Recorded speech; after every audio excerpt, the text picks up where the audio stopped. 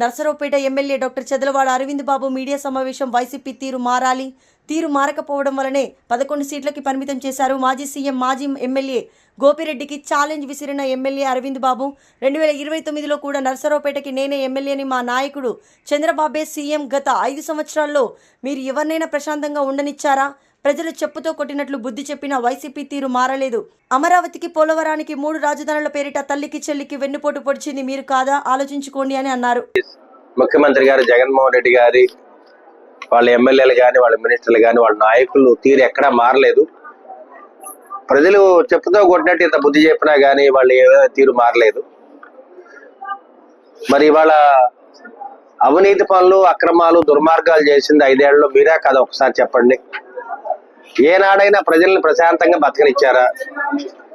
ఏ రోజైనా కానీ TDP, Janasena, BJP నాయకులు కానీ కార్యకర్తలు కానీ ప్రశాంతంగా ఇళ్లలో ఉండనిచ్చారా? ప్రతిరోజు ఇళ్లలో దాడులు చేయటం, ఎవరైతే టీడీపీలో కానీ జనసేనలో కానీ బీజేపీలో కానీ యాక్టివ్గా పొలిటికల్గా తిరిగే నాయకులందరి మీద అక్రమంగా కేసులు పెట్టారు.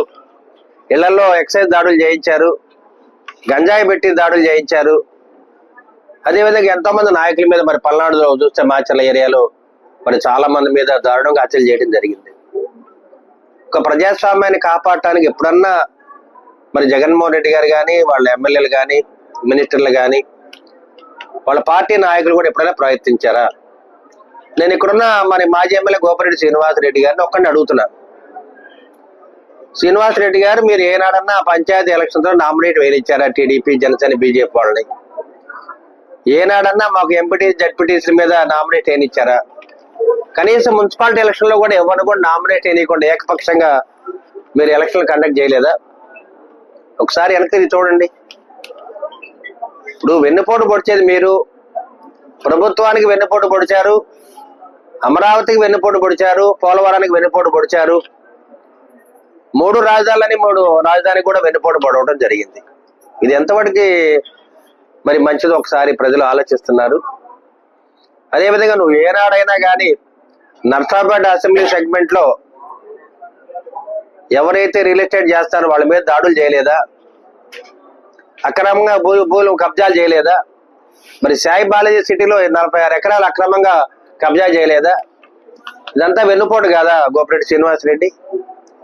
మున్సిపాలిటీలో వచ్చే ఆదాయం మొత్తాన్ని కూడా నువ్వు స్వాహా చేయలేదా గోపిరెడ్డి శ్రీనివాసరెడ్డి? నువ్వు కిటము. ఇది వెన్నుపోటు కాదా? ఇది ప్రజలకు వెన్నుపోటు. నర్సాపేట అసెంబ్లీ సెగ్మెంట్ కి వెన్నుపోటు పొడిచావు నువ్వు కూడా మాట్లాడే అర్హత నీకు అసలు లేదు. కనీసం ఆలోచన జ్ఞానం లేని మనుషులు మీరు. ఇవాళ ప్రజలందరూ కూడా ప్రశాంతంగా ఉంటున్నారు. మరి గడిచిన 5 ఏళ్లలో మరి వైసీపీ ప్రభుత్వం వెన్నుపోట్లు పొడిచింది. అదేవిధంగా వెన్నుపోట్లు, గొడ్డలు వేట అనేది మీ పేటెంట్ హక్కు. అదేవిధంగా ఎంతమందిని కడపలో మీరు అన్యాయంగా చంపారు చెప్పండి. మీ చరిత్ర ఒకసారి వెనక్కి తిరిగి చూసుకుంటే జగన్మోహన్ రెడ్డి గారు కానీ వీళ్ళందరూ కూడా మరి వాళ్ళ బాబాయిని కిరాతంగా హత్య చేశారు. ఎవరన్నా చేస్తారండి సొంత ఇంట్లో బాబాయిని?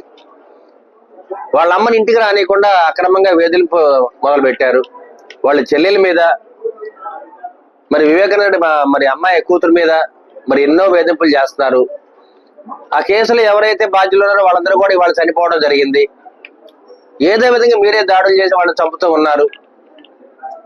ఇటువంటి అక్రమాలు, అవినీతి పనులు, దుర్మార్గాలు చేసేది మీ వైసీపీ నాయకులు, కార్యకర్తలు, జగన్మోహన్ రెడ్డి గారు. ఇంకా కనీసం సిగ్గు లేకుండా మీరు మాట్లాడుతున్నారు. ఈ 5 సంవత్సరాల నుంచి కూడా మేమందరం కూడా చంద్రబాబు నాయుడు గారు, పవన్ కళ్యాణ్ గారు, నరేంద్ర మోడీ గారు ఆధ్వర్యంలో ఉమ్మడి కుటుంబం ఏర్పాటు చేసుకొని ప్రజలందరూ కూడా ఎంతో సంతోషంగా ఉన్నారు. మరి ప్రజలకు 2 పూట్ల మంచినీళ్ళు ఇస్తున్నాము, కాలువలు శుభ్రం చేయిస్తున్నాము, రోడ్లు వేయిస్తున్నాము, ప్రభుత్వ పరంగా ఏమేం చేయాలో అన్ని చేస్తున్నాము. ఏదైతే ప్రభుత్వం ఇచ్చే హామీలు అన్ని కూడా మేము మాట తప్పకుండా మడని చెప్పకుండా అన్ని నెరవేరుస్తూ ఉన్నాము. ఏదో విధంగా మరి గ్రామాల్లో అలజడి సృష్టించి వైసీపీ దాడులు చేయటం, టీడీపీ వాళ్ళ మీద, జనసేన మీద, బీజేపీ మీద మరి అశాంతిని రేకెచ్చడానికి మీరు అన్ని విధాల ప్రయత్నం చేస్తున్నారు. ఏదైనా కానీ మీరు ఇంకా సిగ్గు తెచ్చుకోవాలి. కనీసం సిగ్గు ఎగ్గు లేకుండా, తీరు మారకుండా మీరు ఈ విధంగా ప్రవర్తిస్తే ప్రజలు ఇంతకుముందు 11 సీటుతో మీకు బుద్ధి చెప్పారు. మళ్ళీ 2029లో 1 సీటుతో మీకు బుద్ధి చెప్తారని చెప్పి తెలియజేస్తున్నాను. గోపిరెడ్డి శ్రీనివాసరెడ్డి కానీ వైసీపీ జగన్మోహన్ రెడ్డి గారిని ఒకటే ఛాలెంజ్ చేస్తున్నా. నర్సరాబాద్ నుంచి అరవింద్ బాబు మళ్ళీ 2029లో ఎమ్మెల్యే గెలుస్తాడు. అదేవిధంగా మా ప్రీతమ నేత నారా చంద్రబాబు నాయుడు గారు మళ్ళీ 5వసారి ముఖ్యమంత్రి అవుతారని చెప్పి ఛాలెంజ్ చేసి నేను సవాల్ విసురుతున్నాను. గోపిరెడ్డి, ఎక్కడ కూడా తీరు మార్చుకోవాలి, ప్రజల్లోకి రావాలి. మీరు ప్రజల తరపున నిలబడి ప్రజాస్వామ్యాన్ని కాపాడడానికి మీరు ప్రయత్నం చేయండి. ఇప్పుడు కూడా మీకు బుద్ధి రాకపోతే మళ్ళీ ప్రజలే మళ్ళీ బుద్ధి చెప్తారు. ఇవన్నీ కూడా గమనించి మీరు తీరు మార్చుకోవాలని చెప్పి గోపిరెడ్డి శ్రీనివాసరెడ్డిని, వైసీపీ పార్టీని కూడా హెచ్చరిస్తూ ఉన్నాను.